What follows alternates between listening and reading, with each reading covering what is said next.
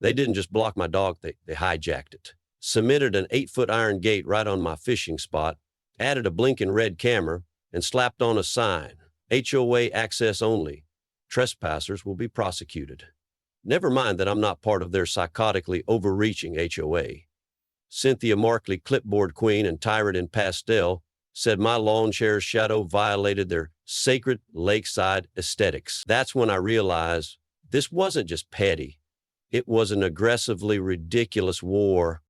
Let me rewind 24 hours.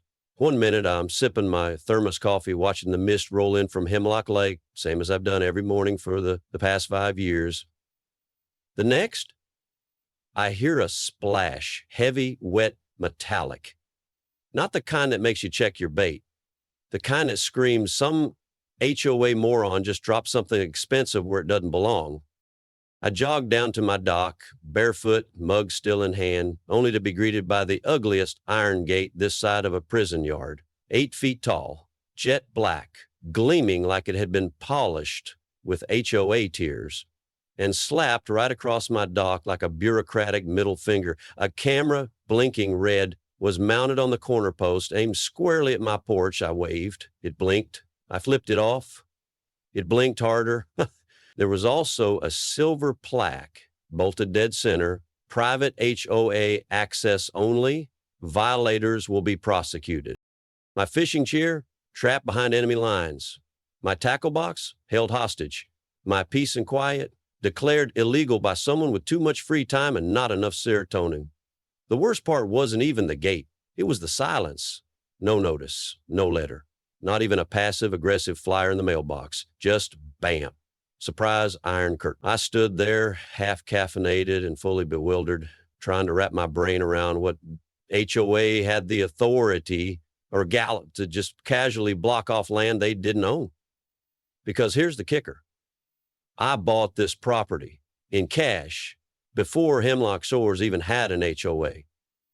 My name's Lucas Palmer, and I picked this quiet slice of lake precisely because it didn't come with rules, meetings, or pastel tyrants. Naturally, I followed the black fence line. It snaked from my dock, across the reeds into the tree line, and all the way to the gravel path that leads to the subdivision. It looked like a crime scene designed by someone who got rejected from architecture school and took it personally. And that's when she appeared, click-clack, click-clack, clipboard swinging like a weapon of mass irritation, lavender blouse so stiff it could slice bread, and shoes too white for someone who clearly hasn't touched grass in years. "Good morning," she chirped, as if we were about to exchange banana bread recipes.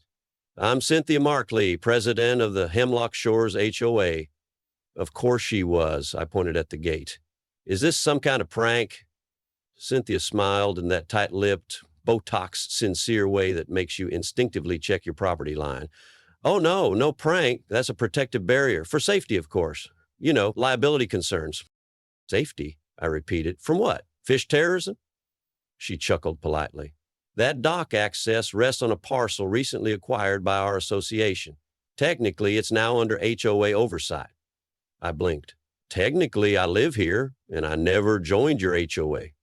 "We sent out several notices." She tapped her clipboard like it was a sacred scroll. "If you'd like to appeal, we do allow non-member comments during public meetings. Limited time, of course." And just like that, I knew what I was dealing with.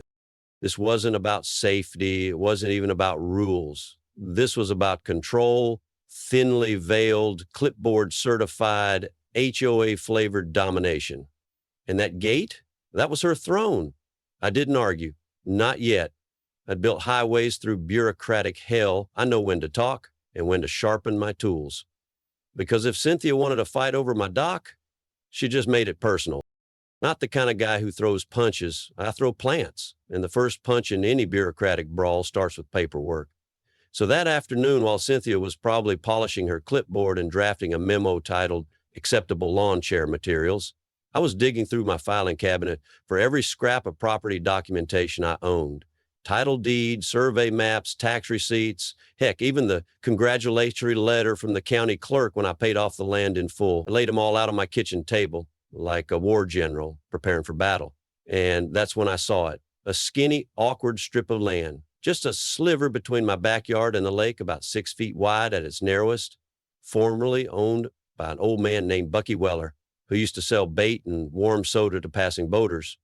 Bucky had passed away a year ago. I'd brought him soup once when he got the flu, great guy. Didn't say much, but always waved from his creaky lawn chair.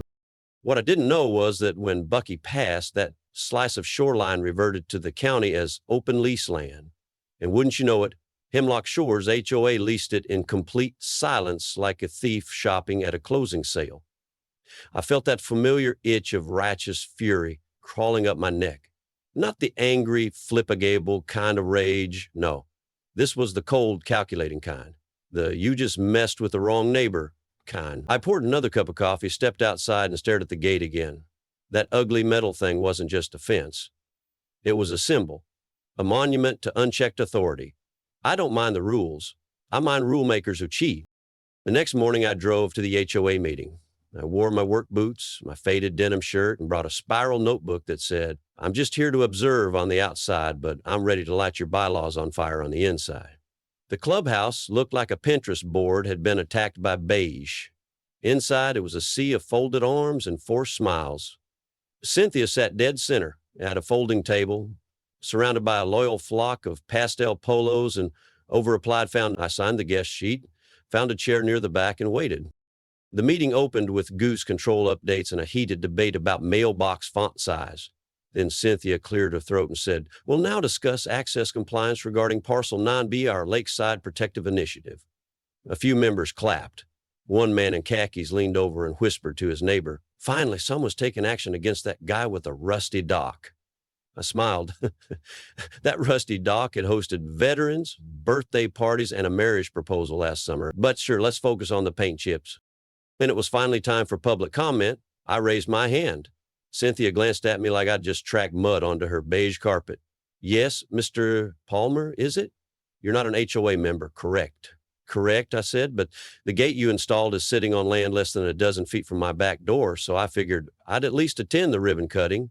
No one laughed. Tough room. "And just so I'm clear," I continued, "the association leased that parcel from the county." "Yes," Cynthia said. "Fully within our rights. You're welcome to submit any concerns in writing." So I did. That evening, I wrote a letter with attached copies of my deed, survey map, and about 16 snarky footnotes. But I didn't just send it to the HOA board. I sent it to the county zoning office. And while waiting for a reply, I started making calls. That's when fate handed me a glorious, stupidly perfect gift, the adjacent parcel to the dock. The one on the other side of the HOA lease was for sale, a narrow, awkward, forgotten strip of land no one cared about, except me. I called the number on the listing. The seller? A sweet, elderly widow living in Oregon who didn't even remember she still owned the parcel. 2 days later, I made an all-cash offer. No haggling, no contingencies. And just like that, the Gateway's precious gate was now installed directly on my land. I waited exactly 10 days, just enough time for the HOA to strut around like peacocks, thinking that black iron gate was theirs forever. I watched from my deck as they wheeled out folding chairs, set up brunch tables, and even attempted to install a mobile fondue station near the dock like it was a 5-star lakefront resort. That morning, while Cynthia rehearsed whatever speech she was planning to deliver about communal synergy or some other nonsense, I was down at the gate with a lockpick set in one pocket and a brand new industrial-grade padlock in the other. Not here to break in, I was here to reclaim what was mine. Click, click, the old lock fell off with a whimper. Click, click, the new one snaps up like a judge's gavel. Then I laminated a clean, straightforward sign. SBOX. Property, access by owner, permission only. I took 3 steps back, popped open a can of lemonade, and waited. Around 10 a.m., the HOA parade began. Pastel polos, boat shoes, folding tables, and muffins shaped like ducks. It was a full-blown HOA flexathon. Then came Cynthia, her expression confident, clipboard primed, heels clicking like a judge walking into a sentencing. She reached for the gate. Jiggle. Nothing. Tried again. Still nothing. Her eyes narrowed. She yanked, pulled, rattled it like it owed her rent. And then right on cue, she saw me reclining in my chair like I was posing for a magazine cover titled Petty and Proud. She opened her mouth, but before a single vowel escaped, I stood and tossed her a manila envelope. Inside, a certified copy of the deed, property lines, and a note in bright yellow highlighter that read, "Congratulations, you just funded a community gate on someone else's land." The look on her face was art, a symphony of disbelief, horror, denial, and slow-boiling rage. She turned to the crowd, still clinging to her clipboard like it was a holy relic. "There seems to be a minor clerical oversight," she chirped. I stepped forward. "It's not minor, and it's not an oversight. Your HOA gate? It's sitting on my dirt." A wave of murmurs rippled through the crowd.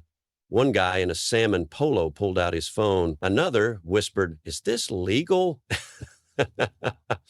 Cynthia's ears turned the color of uncooked ground beef. That's when Stephanie, the board secretary with the sharpest eyes in Willowbend, stepped up beside her. "You didn't mention the parcel was split." Cynthia froze. "Because it wasn't relevant." Stephanie raised an eyebrow.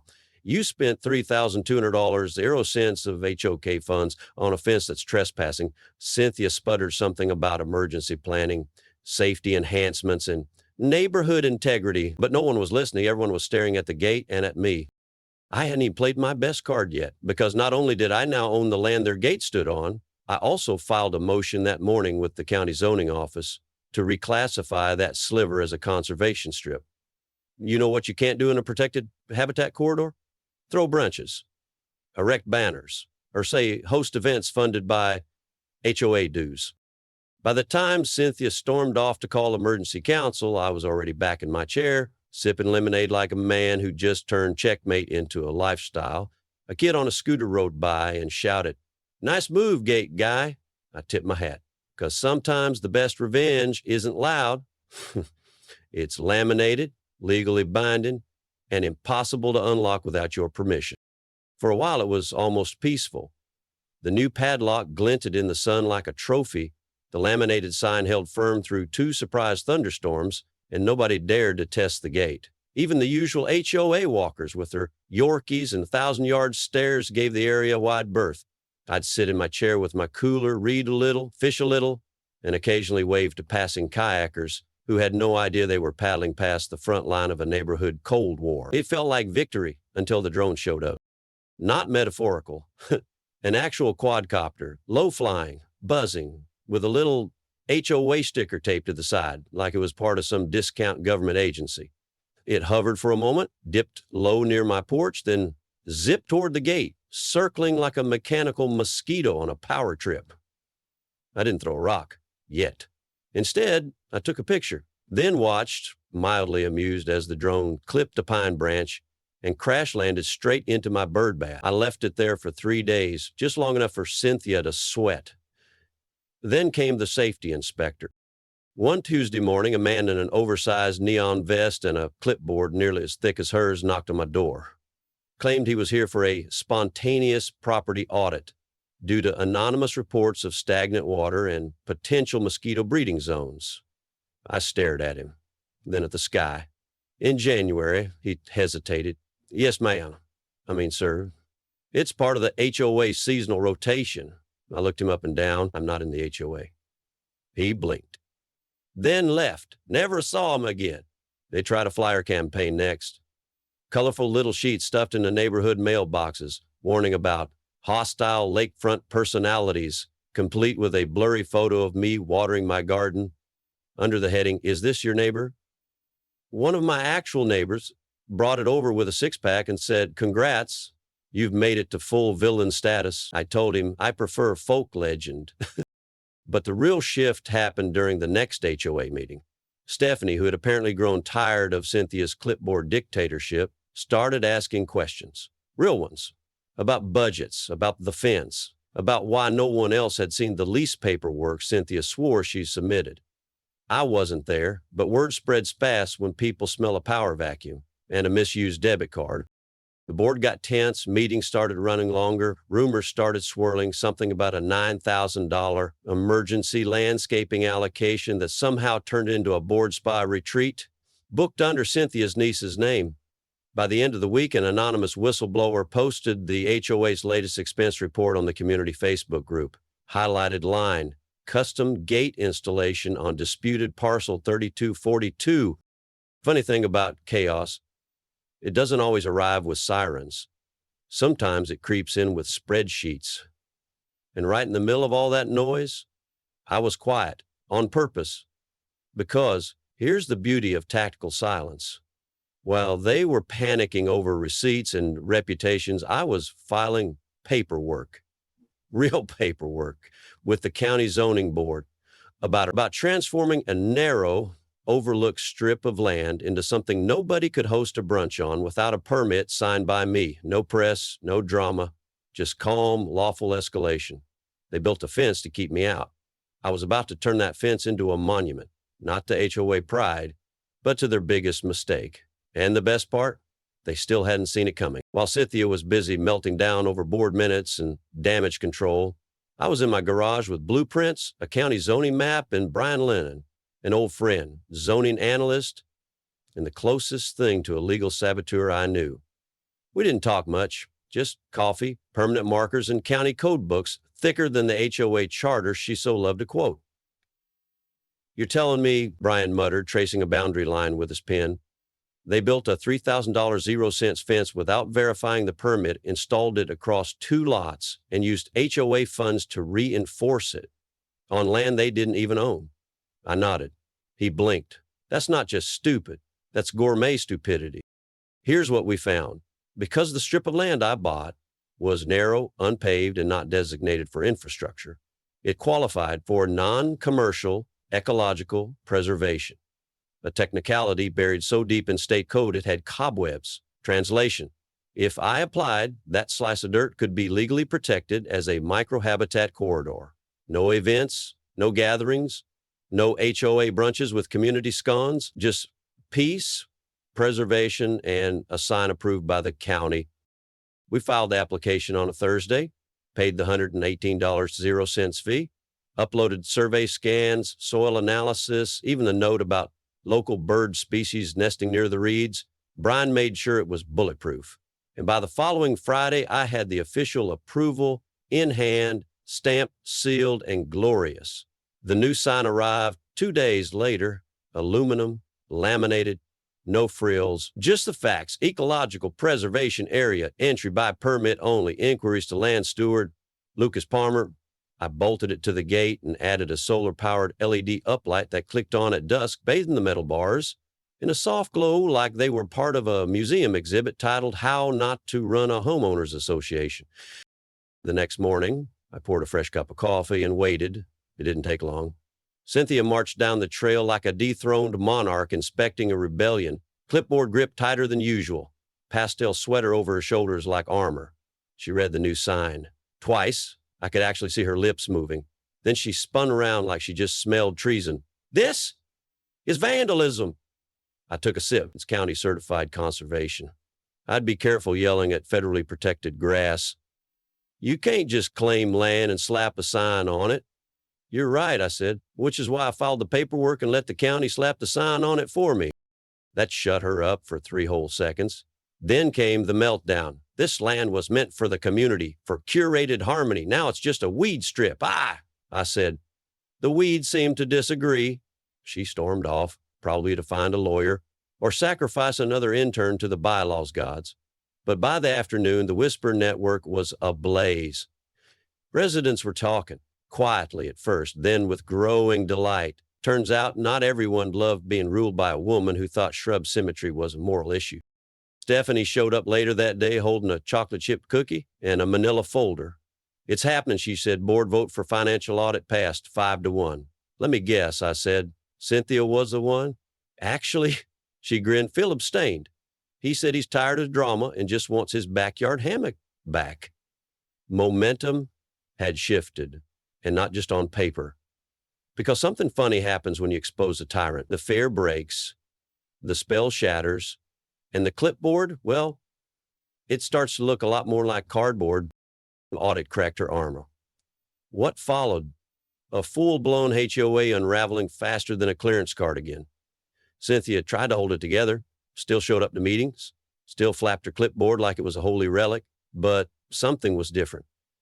Her eyes twitched more. Her ponytail got tighter. She didn't walk so much as stalk, like the sidewalk had personally offended her. Stephanie texted me updates like his live sports feed. Karen motioned to retroactively approve funds for the gate installation. Got voted down. Phil just asked if he can remove himself from all email chains for mental health. Karen is now citing goose migration as justification for fencing policy. I can't. Meanwhile, the neighborhood had begun to defrost. People waved at me now. A kid handed me a handmade thanks guy card in crayon. And then came the moment that proved we'd passed the point of no return. A local brewery released a limited edition pale ale called the Lockout Lager. Label design, my fishing share. Cynthia's gate and a flaming clipboard sinking into a cartoon lake. That should have been the end of it.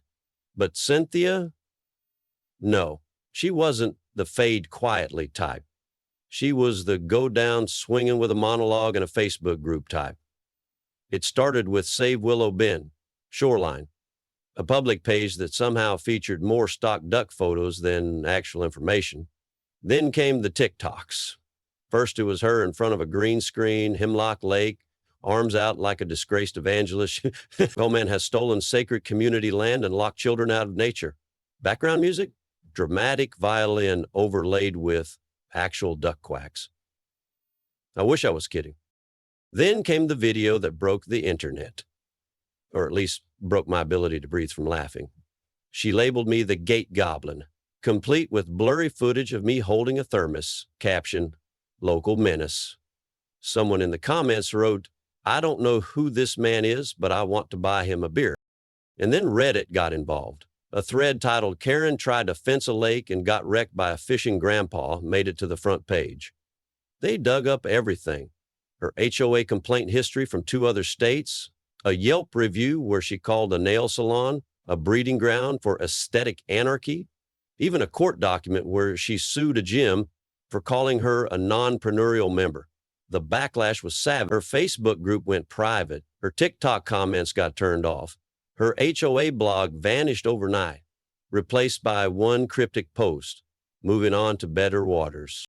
I assume that meant Boca Raton, possibly on a barge of delusion. Back in Willow Bend, things got calmer. The audit results confirmed over $88,000, 0 cents in unauthorized expenses, including a board wellness retreat booked under her niece's name. She resigned in a one-line email. Due to hostile neighborhood energies, I will be stepping away indefinitely. Translation: we'd broken the queen. Stephanie stopped by later with a cookie and a smirk. It's official. Interim board installed, charter under review, and Cynthia blacklisted from HOA leadership in 5 counties. Took a bite. Tastes like victory. It's oatmeal raisin. Victory and fiber. That week, neighbors dropped by just to shake my hand. One brought me pickled okra. Another made a Woodburn sign. Respect gets you in. Karen gets you out. The gate stayed locked. But the vibe? Wide open. And just when I thought the war was truly over, a silver sedan pulled up by the lake road. White flat stepped out. Cynthia. Back from exile, but this time, no clipboard. The lake shimmered orange as the sun dipped low. We were mid-potluck Lake Appreciation Day version 2. No pastel blazers, no HOA checklists, just pies, lawn chairs, and laughter echoing across the water. I was in my usual spot by the gate, thermos in hand, fishing rod leaned casually against the post. That's when she appeared. The silver sedan rolled up slow like it was being driven by hesitation itself. Cynthia stepped out, same floral scarf, same immaculately white flats, this time dulled by the dust road, but no clipboard, no lawyer in tow, just her, and a small wooden box in her hands.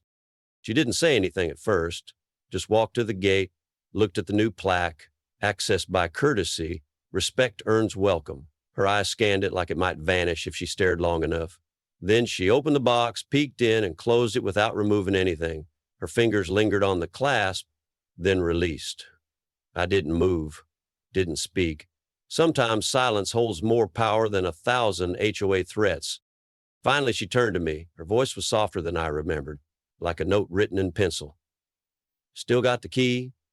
I raised my thermos slightly. Still don't need to use it. A pause, a faint nod.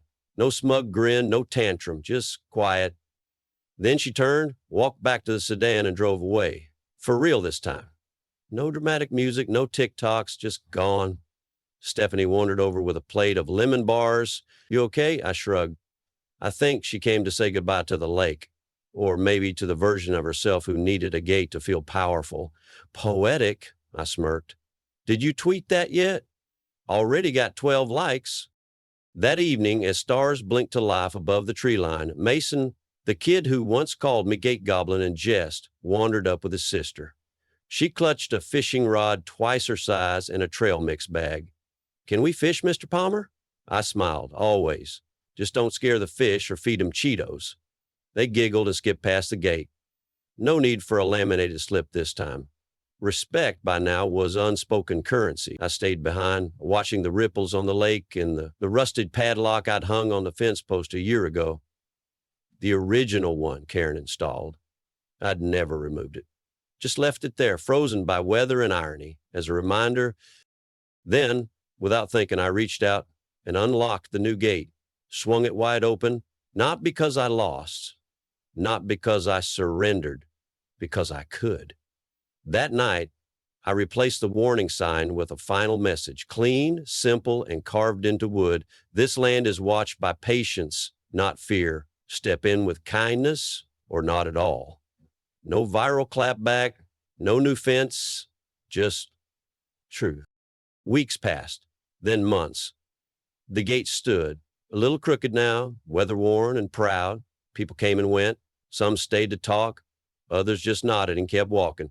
But no one ever touched the lock again. One afternoon, I found a letter in my mailbox. No return address, neatly folded. Inside, we both wanted control. You earned peace instead. That matters more. See. Next to it, her old HOA badge, scratched and bent. I didn't frame it. I didn't burn it. I buried it under the wildflowers by the dock because some victories don't need a spotlight. They need silence. And a gate left open, not for everyone, just for those who understand what that actually means. Some battles aren't about fences, docks, or bylaws. They're about knowing when to stand your ground and when to leave the gate open. What started as a petty land grab turned into a lesson in patience, strategy, and the underrated power of staying calm while being just the right amount of petty. In a world full of Karens with clipboards, sometimes the boldest move isn't yelling louder. It's outthinking them with a smirk and a lemonade in hand. So the next time someone tells you to move your lawn chair because it's casting a disruptive shadow, just smile, document everything. Remember, respect isn't enforced, it's earned. What would you have done in this situation?